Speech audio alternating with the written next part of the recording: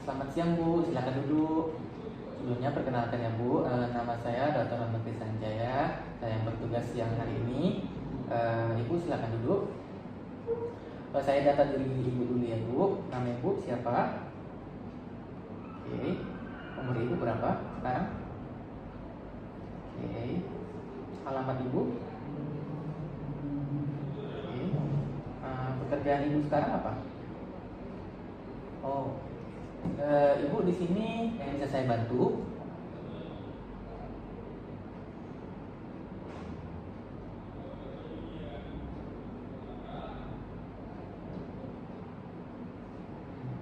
Oke, bisa nggak Ibu ceritakan alat KB apa yang pernah Ibu gunakan sebelumnya? Kira-kira udah berapa lama Ibu menggunakannya? Ibu tadi mengatakan bahwa Ibu pernah pakai pil KB ya. Bisa Ibu ceritakan nggak lebih lanjut apa masalah yang Ibu hadapi sekarang?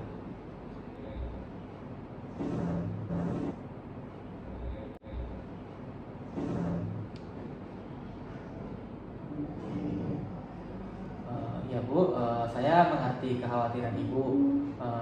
Ibu, apakah sekarang Ibu udah punya pilihan alat kontrasepsi yang lain? Ataukah apa Ibu pernah mendengar informasi mengenai alat KB selain yang pil? Bisa nggak Bu yang Ibu ceritakan tentang yang KB spiral?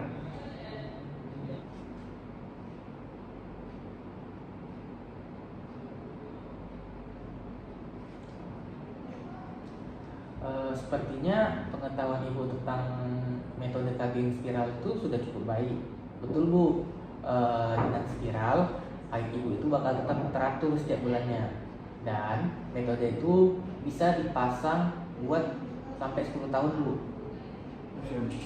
Baiklah Bu, saya akan coba menjelaskan tentang beberapa macam alat kontrasepsi. Nah, alat kontrasepsi itu ada bermacam-macam. Ada pil KB yang seperti yang sudah Ibu gunakan sebelumnya. Terus ada juga suntik KB Bu. Ada yang suntik KB 1 bulan dan juga 3 bulan. Terus ada juga sub KB. Ya, tampilannya seperti ini. Biasanya sering dipasang di daerah lengan. Selanjutnya ada juga ya yang bentuk spiral tadi yang sudah Ibu ceritain. Nah, seperti ini bentuknya. Oke. Dan tentunya yang sering digunakan ya kondom lah Bu, pada umumnya ya si bapak yang pakai. Nah, tadi itu Bu contoh-contoh alat kontrasepsinya. Nah, ini Bu tadi yang spiral itu sudah saya tunjukkan.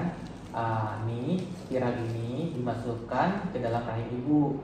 Dianya terbuat dari plastik kecil yang fleksibel yang dililit oleh tembaga dan waktu penggunaannya itu bisa sampai 10 tahun. Nah, tapi kelemahannya Bu, ini kita harus memeriksa posisi benang spiral, tapi itu pada awal pemasangan saja. Nah, setelah tidak ada keluhan sekali-sekali saja, dengan memakai spiral ini, haid Ibu bakal tetap teratur setiap bulannya kok. Bagaimana Bu, dari penjelasan saya tadi, apakah ada yang tidak dimengerti? Boleh tanya saja. Oke. Sebelumnya Bu, bagaimana kira-kira pendapat si bapak kalau Ibu memutuskan untuk pakai KB lagi?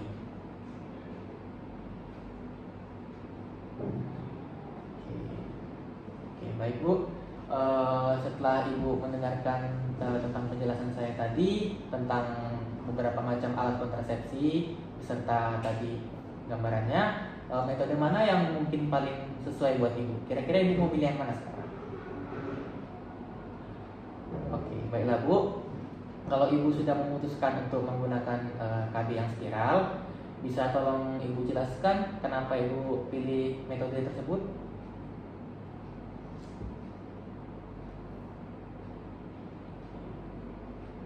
Nah, ini pemasangan spiralnya nanti bisa kok dilakukan di sini. Ibu boleh pilih menggunakan spiral yang 10 tahun kalau mau. Nah, tapi kadang ada gangguan nanti dari si bapak. Misalnya mohon maaf ketika bapak sama ibu lagi berhubungan. Karena kan seperti yang saya jelas, yang seperti ibu tahu, KB spiral ini ada talinya ya. Tapi gangguan itu nanti bisa diatasi kok dengan memotong talinya lebih pendek lagi. Apakah masih ada hal yang ibu mau tanyakan tentang KB spiral ini? Oke, tenang bu. Dari hasil-hasil penelitian sebelumnya, nggak ada kok hubungan pemakaian KB spiral dengan kejadian kanker, contohnya kanker rahim. Jadi ibu nggak usah khawatir soal itu. Kalau sudah tidak ada lagi yang mau ibu tanyakan, kita bisa lanjut dengan pemeriksaan. Nah, ibu boleh diskusi dulu dengan bapak untuk pemasangan spiral ini. Nanti jika setuju, kita bisa lanjutkan ke pemasangan. Nah, nanti kalau misalnya ada masalah selama pemakaian spiral, ibu juga bisa datang ke sini kok dan cerita soal keluhan ibu nanti. Oke, baik, di sini kita akan mempersiapkan alat dan barang terlebih dahulu. Setelah itu kita akan minta pasien untuk memasuki pose litotomi. Selanjutnya kita akan menutupi bagian tubuh yang lainnya menggunakan dak steril yang harus menggunakan. Yang pertama kita akan melakukan pemeriksaan spekulum. Nah, ini untuk alatnya spekulum atau biasa orang bilang sosial bebek. Kita masuk ke dalam posisi miring seperti ini. Jika sudah masuk sampai ke rongga vagina, kita putar ke arah atas, lalu kita melakukan fiksasi. Setelah tampak kita melakukan fiksasi, maka akan muncul tampilan seperti ini. Oke, untuk gambarannya lebih mudah tuh kita punya sebuah alatnya seperti ini. Pertama kita akan pasangkan IUD dengan cara mengukur menggunakan sonde rahim terlebih dahulu, ukuran dari fundus uterus si pasien, dan cara memasukkan sonde rahim ke dalam pintu porsio, masuk ke dalam sampai kita merasakan sensasi penuh atau tidak bisa digerakkan lagi. Jika sudah, kita tandain daerah yang posisi duluan. Baiklah, pertama kita masukkan sonde rahim ke dalam fundus uteri untuk mengukur seberapa dalam panjang uteri si ibu. Nah, jika kita sudah merasakan sensasi mentok, kita perhatikan batas di mana sekret melapisi dinding sonde. Setelah itu kita tarik keluar secara perlahan, lalu kita sesuaikan dengan panjang IUD. Nah, tadi panjangnya tuh ada di sini, kita naikkan ke atas sedikit sampai sesuai dengan panjang batas dari sekret tadi. Jika sudah, kita letakkan kembali sondenya, kita masukkan alat IUD tadi ke dalam uterus pasien. Kita masukin melalui pintu porsionya sampai masuk ke ujung sampai terasa sensasi mentok. Jika sudah terasa sensasi mentok,